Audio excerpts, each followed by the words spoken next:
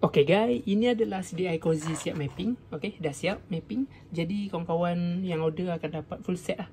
Dapat CD untuk install aplikasi, dapat CDI full set. Untuk ni order daripada Tuan Afiq 1816 nombor akhir telefon owner sebagai rujukan. Jadi dia order untuk PNP Demak LC V1.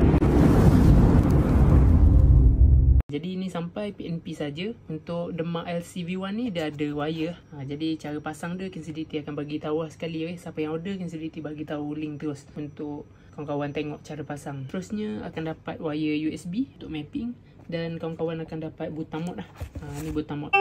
Jadi untuk tukar-tukar mod dapat sekali dapat stiker sementara stok masih ada.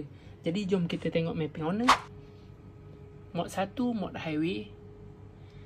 Mod 2 timing kuda bunyi seketul-seketul.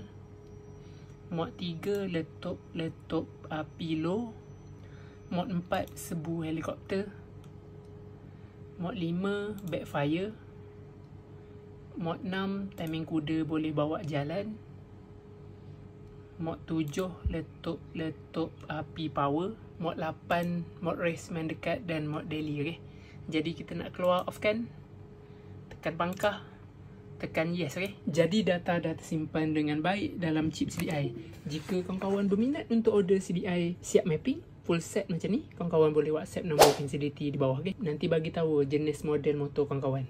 Kalau pakai motor Demak bagi tahu Demak, kalau pakai A5 bagi tahu A5.